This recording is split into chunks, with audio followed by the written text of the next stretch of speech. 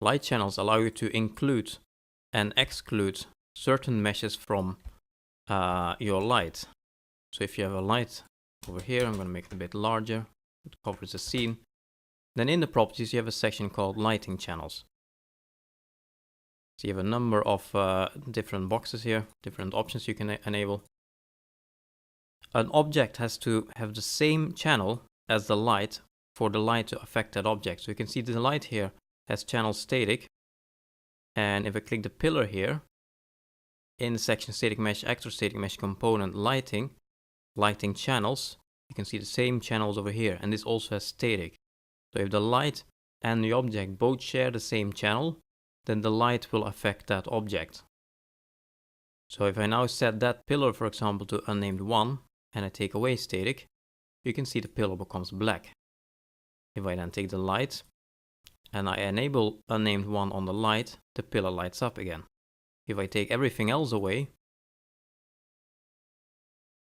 then this light, I'm going to make it brighter, only affects this mesh. So these are basically inclusion and exclusion properties. Static is the default one. It simply usually means every object that's statically lit, that's lit through a light map, for example. And another one, a common one, is composite dynamic. That's related to, that's pretty much the light environment, something we'll get back to in a few minutes. So that's light environment related. Likewise for dynamic, that's for dynamic lights or for objects that are dynamic. And then we have BSP, and that's the lighting channel of the brushes. So if I enable this, then all the brushes will light up. See, these are the brushes.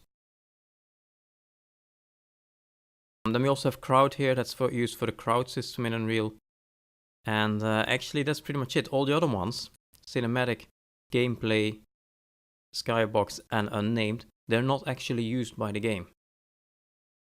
There might be a few small exceptions left and right, but 99% of the times, none of these are used. So all of these are pretty much free to define for you in your level. You can use them at will. So I can say gameplay 3, for example, or 4. It doesn't matter. They're not used by anything else. So you can pretty much just decide which one you want. So if I want to have something specific going on here, for example, let's say I want an orange light, and I want that orange light to affect these meshes over here. Let's pick something. Then it doesn't really matter which one I enable. I can just pick any one of them as long as it's a unique one within that level. So I can take unnamed 6, I can take cinematic 5, it doesn't really matter.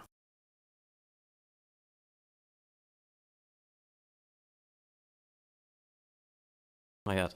So the only ones to avoid, the only ones that are already assigned to specific use is BSP, composite dynamic, dynamic, and static. And to a lesser extent crowd as well.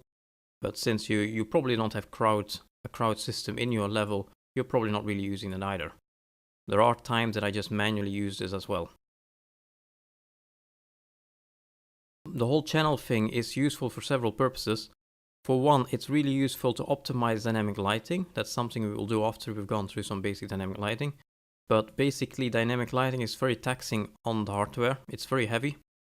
So if you can manually include and exclude meshes that are around that dynamic light, you can save some performance. So that's one use. There's also some uses. Sometimes you only want to light up a specific object in the world. For example, you could be lighting up a door. The door was staying very dark. It's too dark, it's too black. So you only want to light up that specific door. Well, then you can make a light with a unique light channel that's only shared between that light and that door. For example, can show you in the games I worked on what kind of cases we had there. So for example, here we have unmechanical for iOS. This is the iOS version. And one of the problems we had in iOS was that dynamic objects, so these things you can pick up, and we have some rocks as well somewhere. We had a problem that those objects you can pick up, they were very dark on iOS. They were fine on PC, but on iOS they got darker than they were supposed to be. So what we ended up doing was we made a number of skylights. You can see we have a group of skylights around here. And each of those skylights affects another part of the level. So this skylight over here, for example, that affects only the dynamic objects. So you can see this is set to unnamed 4. and these objects, they're also set to unnamed 4. So we made a skylight that pretty much gives extra ambient light to every dynamic object in the level. Yeah, you have to rebuild to see this. Now it goes back to black. But in any case, that was the purpose of the light channels over here. Then, for example, in the ball. So here's the ball. This is the first theater level. What we have in the back of the level, so the entire level here takes place in a cave. The whole thing takes place in a cave. But at the end of the level, there is a very large cavern that shows the sky at the top. So the idea is that you're in a cave the whole time, and then at the very end of the level, you emerge from the cave and you can look up and you can feel a bit of relief. You made it through the level, you can see the sky, you can relax for a moment. So this cave with the sky over here, it has a number of directional lights at the top. These. And the problem that I had doing this was that once I added those directional lights in, because the directional light goes over the entire level, it's not local, it started to have light leaking through everything else as well. So over here, for example, we had light coming through the walls. So there was this small amount of light coming through the corners of the room, for example. So the sunlight was leaking through the entire level. So what I ended up doing was setting those lights to a unique light channel. You can see there U. The U stands for user defined. And that allowed me to lock down the lighting to only this local area. So I set all of this to unnamed 1. You can see the mesh here is unnamed 1 as well. It's static and unnamed 1, but it's unnamed 1 as well. And the rest of the level is not unnamed 1. So for example, this cave here, see, it's not unnamed 1. So that allowed me to lock down the lighting to only this outdoor area. We did something similar in Unmechanical PC. So this is the PC version of Unmechanical. It has more detail than the iOS version. This is the last level in the game. And in the last level in the game, we have this big cave in the background with this, whatever it is, an atom or a molecule or something, floating in the background. That whole molecule thing, that's the level that is being streamed in.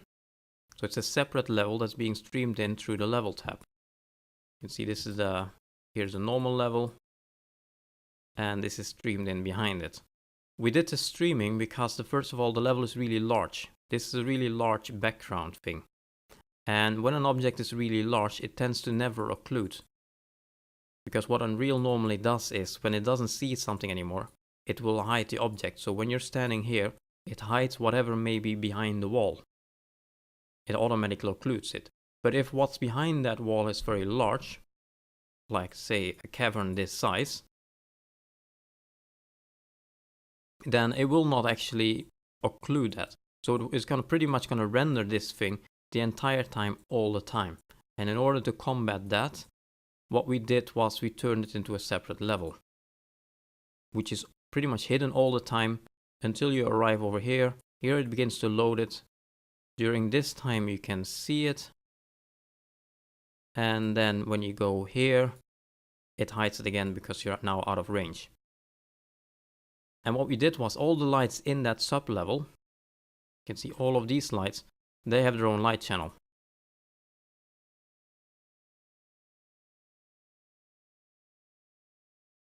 You can see the light over here is set to Cinematic 1. So all of this in here is set to Cinematic 1. The rest of the level is just set to the standard static channels. Because we didn't want those lights, and some of these lights are really, really large. We didn't want those very large lights to affect the level. That would increase rebuild times for one, and it would just be harder to work with. For example, now we are able to rebuild this sub-level separately from the main level. And if all the lights from all the sub-levels would affect each other, we would have to always rebuild all of these levels together and at once. Or the streaming level stuff wouldn't work. And that wouldn't be very good, because you can see the radius of this light is 32,768. So these are very large lights. You don't want those kind of big lights affecting the entire level. So those are 3 uses of light channels. Plus, on top of that, the use for dynamic lights, which we'll get back to later on.